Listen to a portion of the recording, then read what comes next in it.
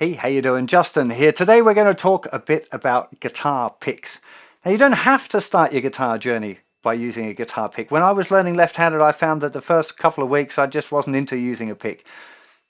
I just found it, frankly, a little bit difficult to pick the right strings, and I was much more worried about getting my chords right. But using a pick is a really good idea, and particularly when we get into strumming patterns and playing songs, using a pick really can make things sound a little bit better. So I want to take you through the general idea of what picks are, how to hold them, all that sort of stuff. Now, for a beginner guitar player, I would recommend that you use the absolute thinnest pick that you can find. The one that I use is made by Jim Dunlop. It's called USA Nylon 0.46 millimeters, and it's like a piece of paper. You can totally fold it in half. It's really super flexible, very easy to use. It doesn't get tangled up in the strings. You can hold it nice and tightly, and it doesn't, it's got a lot of click in it, which is actually kind of a nice thing, especially if you're playing acoustic guitar. But it's really forgiving, and if you're a beginner guitar player, I can't recommend strongly enough going to your local music store and getting the thinnest pick that they have as being the first pick that you use for this sort of stuff. They're a little bit less accurate when you're picking out one note at a time.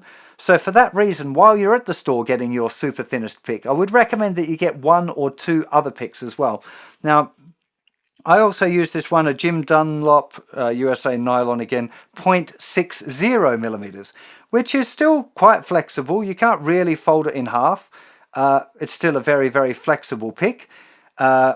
It's a nylon one. It's still got a little bit of click, but not as clicky as the white one, which the clickiness gives you a kind of a percussive effect while you play, which can be a really nice thing, particularly on an acoustic guitar. The good thing about having the slightly thicker pick is that it's a little easier to control. Like when you're doing your chord practice, you strum, pick out the notes individually one at a time. It's a little easier to control the tip of the pick if you're going to use a pick for that kind of thing. So the pick that I use most of the time, particularly on acoustic guitar, it's definitely the thickest pick I would recommend for beginners, is this orange Tortex kind of pick. This is a JustinGuitar branded one, but there's lots of different varieties of this type of material around. It's kind of flexible. You can bend it a little bit, but it's not like the others. It's a lot stiffer than the other two picks that I've talked about. This one's really good for picking out individual notes if I'm doing the chord practice, or any sort of riffs or anything like that. Using a thicker pick is definitely a good idea, but as a beginner guitar player, I think you would find this pick very difficult for strumming. Okay, for learning to strum, you definitely want to be going for your as thin a pick as you can possibly find. When I'm playing for real, most of the time I'm using this called a blue chip pick, ridiculously expensive thing, and these don't move at all. Like there's absolutely no flexibility in this pick whatsoever. It's absolutely solid. When I'm playing with this, I can hold it really lightly. I really like the sound of it. It's a fantastic pick. It's also like $40 for a guitar pick, which would be crazy for a beginner. When you get a really expensive pick, you don't lose them as much, as one thing that I've found. But you're much better off as a beginner starting just with these, your regular super thin picks, but get a few. Okay, try out different materials because everybody likes a different pick. I would recommend that you go really super thin as a beginner, but what color and what brand and what material is something that you can make a personal choice with. I do recommend buying a bunch at the store. They're not very expensive, so go buy 10 different really thin picks and experiment a little bit and see which ones you like the feel of the most. One thing that is really important is how you hold the pick, and ideally you want the pick kind of coming out of the side of your thumb.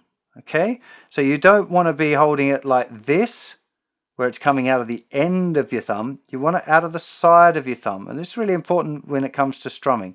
So ideally it wants to sit kind of like it's coming out of your first finger, but out of the side of your thumb. So you can see there, it's the first finger is positioned kind of pointing straight down, but when we look around this side, it's coming out of the side of your thumb. Now, you might find as you progress as a guitar player that you want a bit less coming out of the side of the thumb, but as a beginner you probably want like a good centimeter coming out. It doesn't really matter at this stage how much is coming out of the side of your thumb, but I would give it probably that amount. It'll be the same even if you're using these other bigger picks or thicker picks. It should be coming out of the side of your thumb like that. It's still pointing. So if you get with your first finger, put the pick on your first finger and then wrap your thumb around, you can see the first finger is just pointing down almost at the end of the pick, but it's still coming out of the side of your thumb. It is perfectly okay to decide not to use a guitar pick for the first part of your beginner journey. However, learning to strum with a pick is a lot easier than learning to strum with your fingers. Now, it doesn't work for everyone. There are some fantastic guitar players that don't use a guitar pick at all. Mark Knopfler, Jeff Beck, loads of others. But in the early stages, I'd recommend that you have a go at learning with a guitar pick and learning to strum. You can always decide to ditch it later.